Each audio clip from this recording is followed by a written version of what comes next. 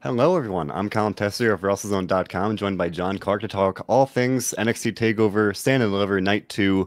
Quite an incredible show, a long show, a show that ran just about an hour longer than most people thought, but that doesn't take away from the fact that I enjoyed it a lot, and both main event matches really delivered, pun intended. And I thought, but overall, just kind of both shows combined, we can talk about the overall show, but at least for tonight on its own, I really enjoyed it.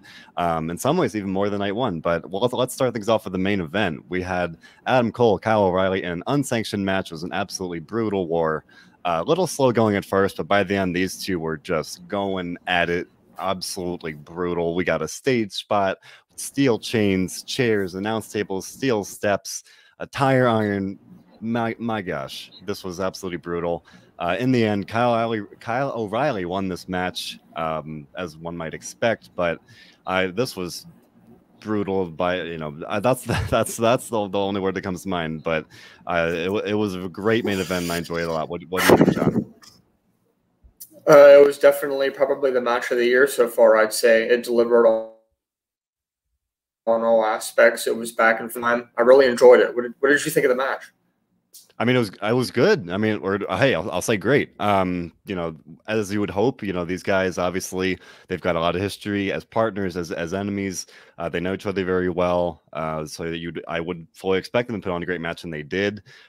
Definitely, this is it, right? I mean, this is ironically the Undisputed Era. This is the end of an era and the start of a new one. We talked last night about potentially Adam Cole maybe moving up to the main roster, but at the very least, this match more than any other in recent memory proved Kyle O'Reilly, top level guy, no doubt about it.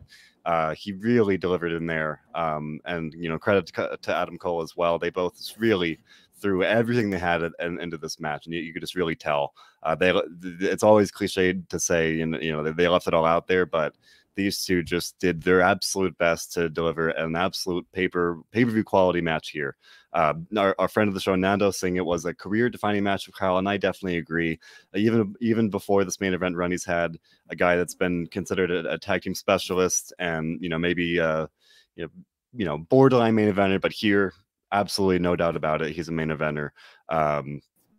I enjoyed this a lot. It was absolutely incredible. And it's in some ways like I couldn't help but think at the end of the match, where do we go from here? Like in a way, whatever happens next is almost anticlimactic for this story, at least. For Kyle O'Reilly, like, what could he possibly do next? And that's definitely one of the big questions coming out tonight, right, John?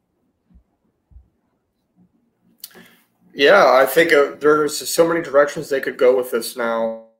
But I think Adam Cole needs to move on, and Kyle O'Reilly will stay where he's at. Would you agree with that?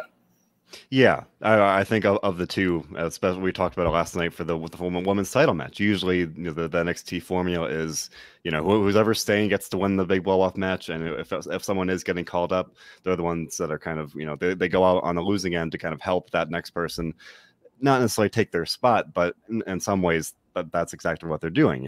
If Kyle O'Reilly presumably is staying around. He faced Finn Balor twice for the title, but now we're going to talk about it. Karrion Kross is the new NXT champion, so Kyle O'Reilly could instantly slot into that top contender spot, believably so, especially with this big win over Adam Cole. I think that's definitely Absolutely. A lot of sense. Yeah. So that's what Steven Chambers is saying as well. Kyle does a shot, and maybe I think he's saying Adam deserves one as well. Actually, no, he's saying Kyle deserves a shot against Cross. Adam should move the main roster, and that's what we're saying essentially. And that seems to be kind of the general. It's almost like half and half here. Half, it's like, yes, we think Cross is gonna O'Reilly's gonna get the title shot, and then half, yes, it does seem like Adam Cole will get called up. Bit Milligan wondering if that'll be the night after Mania. That'll make a lot of sense. Give him. Maybe I was about to give him some time off, but hey, maybe you bring him right onto the Raw after Mania. Maybe there's some truth to that. Then you also wonder about Finn Balor. We're talking about what's next for him. But Johnny mentioned last night potentially facing Walter, but maybe he goes back to the main roster potentially along, kind of simultaneously with Adam Cole. But let's use that as a transition to talk about Karrion Kross is the new NXT champion. This match, I'll admit it, like I was emotionally spent after this match. I really wanted Cross to win. I was going to be pretty disappointed if Cross did not win. This one delivered everything I wanted to NXT's top stars. It was physical. It told a great story. No matter what Finn Balor did, Karrion Kross just kept coming. Definitely some Brock Lesnar vibes here, where just Karrion Kross was an absolute beast. And in the end, like he drilled Balor with several forearms and then just put him down with one final forearm. Karrion Kross is the new champion. Very happy to see this. I've been wanting to see this ever since he got hurt and came back. Like, this is what I've been hoping for. Now it's here. I'm very happy with that. What do you think of this match and the Kross as the new champion, John? What a great match. Kross remains undefeated. Finn Balor there, he obviously has options available to him if they want to give him another run on the main roster. But I think Karrion Kross being this unbeatable monster, that's going to be very interesting to see, well, who's up next for Karrion Kross, because it's almost like nobody even comes close to him right now. So I don't know what you do there. I mean, obviously you're going to pick somebody. Triple H probably has somebody in mind already. It could very well be Kyle O'Reilly. That'd be fine with me. I just think Adam Cole and Finn Balor's time is probably up in NXT. There probably are 2 call-ups. There's going to be another babyface in the line, and Kyle O'Reilly strikes me as the top one right now, but there's probably somebody else too. What do you think? I mean, at least on paper, it definitely seems like Kyle O'Reilly has to be next in line. Probably the top babyface at this point. Karrion Kross, he needs a good first challenger. And it's weird. Is like you usually have the reasoning. Oh, this guy challenged for the title in recent memory. He lost. Let's move on. But again, like I said a couple minutes ago, that was that was O'Reilly and Finn Balor. So this is a very different story here. And obviously, Karrion Kross is a very different champion to begin with. So I think that would make the most sense. And like you said, NXT, or I should say Triple H, probably has people in mind, people that he wants to push to that level. But that'll take time. And Karrion Kross needs someone right now. I imagine that he and the NXT creative team in general are going to want to have him as an active champion now, as a guy that's actually there. That they're coming off this ring with Finn Balor that he was hurt for a while, so they probably want Karrion Kross to be there, if not every week, pretty consistently. So at least coming out tonight, I do think it should be Kyle O'Reilly. Although the general thing about wrestling is like someone has to lose. Bring back Velveteen Dream. Oh, John. I'm just trolling you. Yeah, that's that's a shame. He's going to come back eventually. So, I mean, he's a baby face. It would work. But, I mean, realistically, if we think about who's on the roster right now that could be next in line, besides Kyle O'Reilly, who comes – like, does anybody immediately pop into your mind? Like, I feel like other baby faces like Dexter Lumis or whatever, they're not as high up yet to be worthy of that opportunity. So, I'm not sure right now. I mean, that's the problem, right? Or if not a problem, something that NXT has to kind of figure out. They're good at this too. They're good at this. They are. And we've seen that time and time again. I'm confident, even if it's not Kyle O'Reilly right now, they'll find somebody to get to that next level. Stephen Chambers in the comments saying it could be Johnny Gargano. Maybe you turn him face again. Could happen. Maybe not necessarily the most realistic at this point. But then some people wondering what else could happen here. Mia Lee saying that you give. Oh, I like that. Go ahead. The give Kyle with a North American title. Right now, Johnny Gargano's got it, and you could do that. That'd be a great feud. That would be a great match. And I like to comment a few down from that with Tommaso being possibility. I completely forgot about that. He would be a very good choice, I think. Maybe even Walter. We talked about that last night also, if he's willing. But Tommaso, he would probably be my number 2 at this point. Tommaso would make a lot of sense. Of course, we saw that was, I believe, in your house back in June. I think that was Kross's first takeover match, and pretty much decisively beat Ciampa. And that was back we're almost a year out from that at this point. So that'd be a nice kind of full circle kind of thing. One idea here from Michael Covington saying maybe Pete Dunne. Maybe you rework the face heel dynamic there a little bit. Not sure if I see Kross as a face though. I think he really is. He does have that really imposing, intimidating heel factor down. And I don't know. I think he could work as a face eventually, but right now he's just been so dominant. So that'd be a pretty stark departure to see Kross as going out there as a good guy. But those were by far the two best matches of the night and the two best matches of TakeOver in general. I did see a lot of people were saying that, even as good as these two matches were, they would still put Walter and Ciampa at the top of the list. And I think that's fair. But for me personally, I was so excited for Kross and Balor, and this all of this, the build for Colin O'Reilly, like that's hard to top. So I think these matches, for me personally at least, even like I'll say maybe taking out the in-ring factor, even just the pure story and the meaning behind it, that's definitely a factor in my eyes. But before we move elsewhere, we should talk a little bit about the Undisputed Era. Like, what if this is obviously the end of this era and the start of a new one, but if Adam Cole does move on, could we potentially see Roderick Strong and Bobby Fish move up with him to the main roster? Would you think that could be something that's in the cards? I think at this point, Adam Cole's probably on his own. And I also think at this point that Kyle O'Reilly is on his own also. And as much as I hate to say it and just repeat myself, I think that Roderick Strong is also on his own because, all three of them got new graphics, new theme music, new attire, all that stuff. But it makes you feel bad for Bobby Fish, wondering where he fits into the equation. I think he has to stay with one of these guys, and I'm guessing the most likely is probably Kyle O'Reilly. But I would not also put it past him to put him with Roderick Strong as well. I just don't think Bobby Fish. Kind of bad luck for him that he's been gone through this whole thing, but you can't leave him on his own just randomly out of the blue. I think there's a story to be told there. Maybe he comes back and he's like, well, what did I miss when I was gone? Something like that, if they want to do something like that. But I think they should play that off somehow and put him with somebody. Maybe even Adam Cole. I guess you can have him be like a manager type thing for Adam Cole on the main roster, but I don't think Adam Cole needs that. So I don't know. We'll see. I think that's one of the general themes of this two-night event here. It's a new era. It's a new beginning.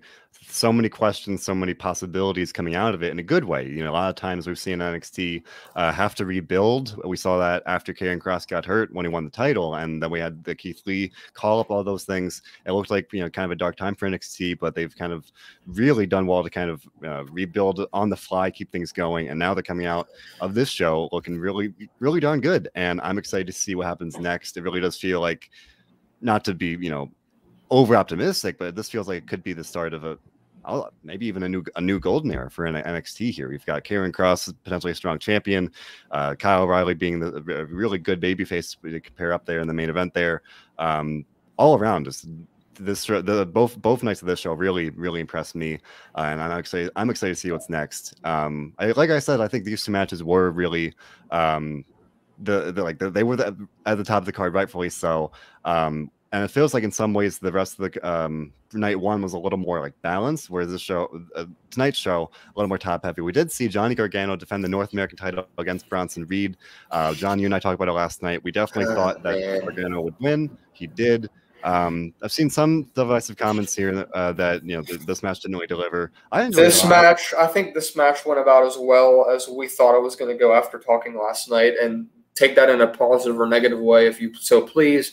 Me personally, I agree with a lot of the comments that we've seen where it just didn't deliver. I think maybe because it was too predictable. Maybe it was because Bronson Reed hasn't been built up good enough. I wasn't a fan. Yeah, I will say at this point, Johnny Gargano is someone that whoever you put in there with him, he's going to make him look good.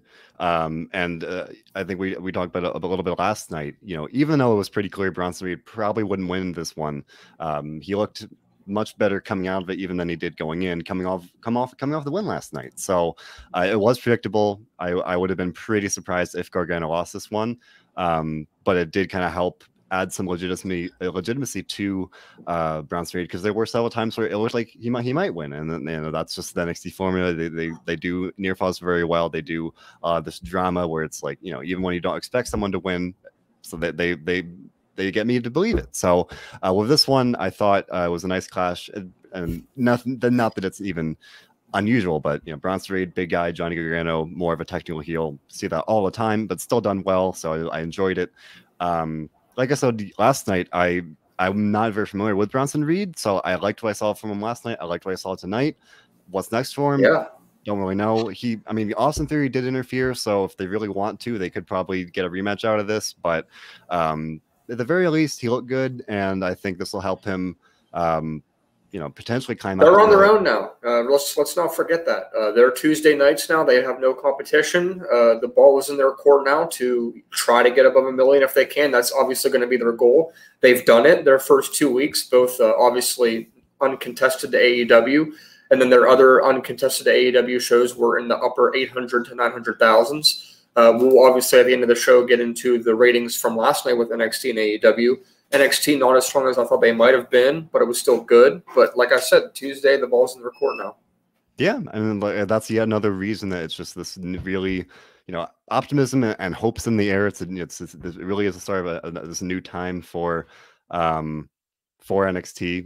The Wednesday night era is over, so they really can kind of hit the ground running come next Tuesday, especially when you factor in that you're going to have Frankie Monet coming in, you're going to have Karrion Kross as his first show as the champion again. All these things definitely exciting. Friend of the show Nando saying that he likes Reed's potential, but he needs to be built up more, and I agree. That's one reason why this match may not have delivered for some fans, because he hadn't really been built up at least enough to believe that he could beat Johnny Gargano here. DJ Cassay with an interesting comment though. He's saying, what if they turn Austin Theory face and push him to go up against Kross? That's maybe a ways away, but that's something. I will say, however you feel about Austin Theory, he's got a good look. He looks like he's got that prototypical WWE star kind of look going for him. So that could be something they could try at some point. At this point, the way feels like it's still kind of, if not if it's infancy, it's pretty early on. I wouldn't expect to see that break up quite yet. They've teased some dissension, and hey, we solved the Hurt Business. They'll break up a group that's doing pretty darn well. So yeah, we've seen this before. So they very well. Hey, for all I know, they could break up next week, but I'm not sure about Austin Theory as a face in the near future. But let's talk about the ladder match that opened the show to determine the undisputed NXT Cruiserweight Champion. And I just had a feeling when this one started, I'm like, this one's going to be crazy. Ladder matches, someone's going to get hurt. They're going to be brutal, not in the same way as the the unsanctioned match, but still, you throw in some ladders, have people falling off ladders, hitting each other with ladders. You just knew, right? And I will say, Jordan Devlin, a guy that had to essentially go on hiatus for at least from the main NXT show due to the pandemic and the travel restrictions. He really benefited from this match, having this match in front of, the main NXT audience. Santos Escobar has been the interim champion, so they had that. This match was inevitable to happen at some point. I'm glad it happened in the ladder match. That didn't need to be one, no, but it was fun. Both guys really went out there. Did your typical ladder spots. Jordan Devlin crashed off a ladder at the end, and Santos Escobar won this one with a little help. I want to say I was surprised by the result, but I feel like I didn't know what the result was going to be. So either way, I could have been surprised. Yeah, I mean, I think there's a lot of truth to that. In that either guy could have won, and I would have been satisfied, and I would have been like, yeah, so that makes sense. Whether it was Escobar having Legado del Fantasma help him win, which did happen, or Jordan Devlin kind of overcoming that and becoming the undisputed champion. So I think this one was well deserved for Santos Escobar. He's done really good work as the champion. Do you think Jordan Devlin will stick around, or do you think he's going to go back to UK? Maybe it's the kind of thing where they do a rematch. It's hard to say. We are still in this pandemic era, so it is kind of hard to, it feels like there might be a little less like flexibility in terms of traveling back and forth. Not so maybe he could go back to NXT UK for a while and then come back. I don't really know. That is yet another one of these questions where just like, it feels like, if not a reset, just like kind of this new direction for pretty much every championship, every division here for NXT. I hope he sticks around. I really have been impressed by him from what I've seen. He delivered in this match, and I'd be happy if he stuck around. I think the Cruiserweight division would benefit from it, but at the same time, NXT UK could benefit as well. I watched the NXT UK Prelude show today, and with John, you and I were talking yesterday, like they could use more recognizable people, and maybe they could use NXT as like its own like feeder in a way where it's like you send NXT UK guys there, and then you send them back, and they're more recognizable, potentially bring in some more viewership. You know, maybe there's something to be said for that. So I don't know. I think either way, it's a win-win really, for at least for NXT UK and for NXT. And NXT has the depth to kind of absorb that, if not loss, that absence. But I don't know. What do you think is more likely at this point? For Jordan Devlin? Yeah. I think it's more likely he'll probably maybe get one rematch and then he'll go back to the UK division. Yeah, and that's what Isaiah Walker saying in the comments. Might stick around for the very short term, then go back. A rematch would make sense. You had Legado del Fantasma interfere, so you know, definitely kind of a natural excuse for a rematch there. But I thought this was a great way to open the show. Started off hot, always a good recipe for success, and I'm glad this one opened it. I was just excited to see it open it off. And like otherwise, the only other only other match on the main card was Ember Moon and Shotzi Blackheart defending the women's tag team championships against The Way, Candice LeRae and Indy Hartwell. In some ways, you know, we were talking about Kushida last night, and I've got to say that there's something to be said for Candice LeRae, where like she's in that territory too, where, you know, she's always putting people over. She's always making everyone else look like $1 million, but she can't win the big one either. You know, I think back to, I think it was Halloween Havoc when she faced Io Shirai, and it looked like that was her time to win the title, and she didn't. And, you know, I wouldn't have expected Ember and Shotzi to lose tonight because of the way that they won the titles. But at the same time, you know, very similar parallel between Candice and Kushida, at least in my mind, right, John? Yeah, and I think Candice is much closer to getting her moment, and I think she's actually not looked as bad as Kushida has, because she has actually, I mean, she's good at promos. She has won good matches on the shows. She affiliates herself with, obviously, Johnny Gargano, who wins a lot. There's just more, it makes her more valid, I think. Yeah, and I think that's fair, and she does have, you know, some big match success to her name. Her team did win at War Games. You know, and I do think there is a good difference there, where it's like, you know, that she has some success to fall back on. She has enjoyed some success in the past in NXT. I mean, Kushida has had some struggles, as we were talking about last night. But some people were saying they did want to see Candice and Indy win the titles. I mean, we were just talking a minute ago about Austin Theory and The Way, but we've also seen on Indy Hartwell's end, you know, them teasing this potential romance with Dexter Lumis. I mean, how long do you think the Way could really last here, given this already teased descent here? I think a few more months at least. I think there's something to be said. I think Candice and Indy are probably the only really good challenging tag team to the title, so I don't think we've seen the end of that yet either. Yeah. And, you know, we're talking about the NXT tag titles on the men's side last night. And you asked me who I expected to challenge. And, you know, kind of similarly for the women's tag titles here, we could very well see some teams kind of come out of left field because they do have that depth. And this match, it was great. I don't want to undersell that. You know, all four women, very talented. They really went out there, put on a great match, even on this card full of incredible matches. I mean, this one was great, and I enjoyed it a lot. Ember and Shotzi are a good team, and I think I saw one tweet. I don't remember who it was from, but basically, yeah, Ember and Shotzi are an exception to the rule of kind of throwing together teams where they started off, and, you know, on paper it's like, oh, this shouldn't work, but it does. They have a nice kind of natural chemistry. The two very powerful personalities, and it just works, and I like that, and I think they could. I mean, there does seem to be this kind of clear difference already between the NXT Women's Tag Titles and the main roster, where it's like, you know, they're getting these chances put on actually like good matches. So I do like the way that they're getting used already. Even though I'll admit, you know, when they introduced the titles, I was like, do I really need these? You know, I don't know. But given the depth NXT does have, I think, you know, they're already finding good uses for the tag titles. And if they do bring in some more teams, I think that'll be even better. But while we're on the subject of the tag titles and the pre-show, and the pre-show match that had meaning, Killian Dane and Drake Maverick defeated Breezango to become the #1 contenders for the tag titles at this point, held by MSK, who won the titles last night. Killian Dane and Drake Maverick, kind of in a way, they're one of those teams that not coming out of left field, but I forgot all about them. Yeah, right. you know, so they're going to challenge for the titles. Presumably, they'll be MSK's, if not first challengers. You know, you would assume quite soon that we'll get that match. Would not expect them to win, of course, but I think that'll be a nice chance to, you know, actually do something with Killian and Drake. I think they're a fun dynamic, and even if you can't necessarily take them 100% seriously, they're kind of that borderline comedy act. It's fun. They have the theme song's fun. They're a good pairing, and I like to see that.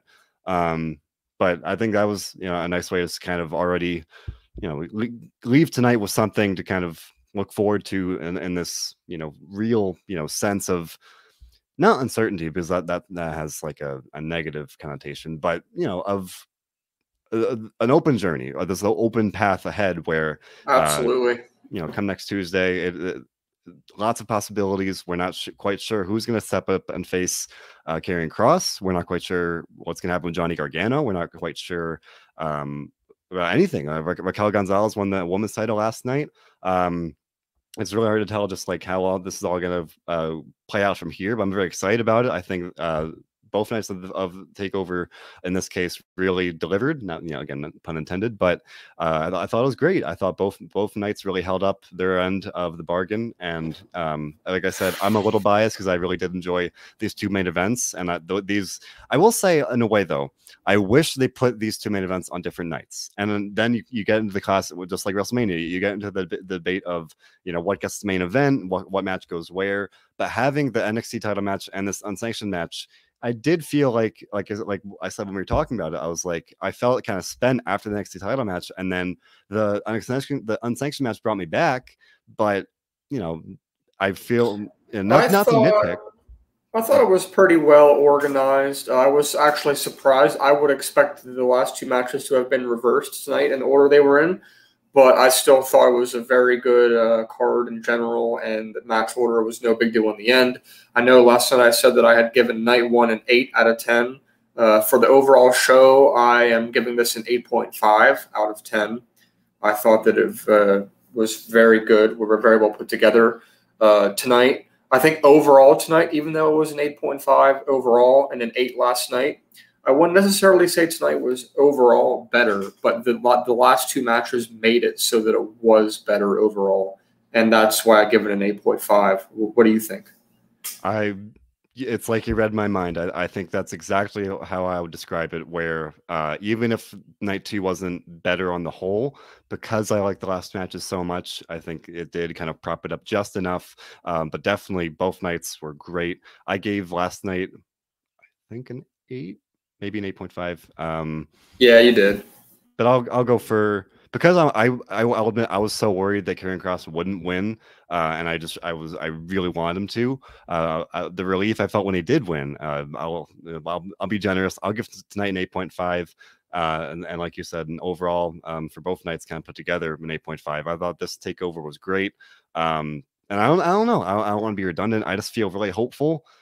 For all I know, I could be sitting here in 3 months and they'll have completely squandered it. I hope that's not the case, but tonight I feel hopeful, and it seems like a lot of the viewers do as well. We're getting an 8.5 from Nando, a 9 from Steven Chambers, an 8.0 from Michael Yuffa, and a 10 for last night. Perfect 10, like Ty Dillinger. 7.5 from Dana Miller, 10 last night for DJ Cassier, 6.5 tonight, a little low there.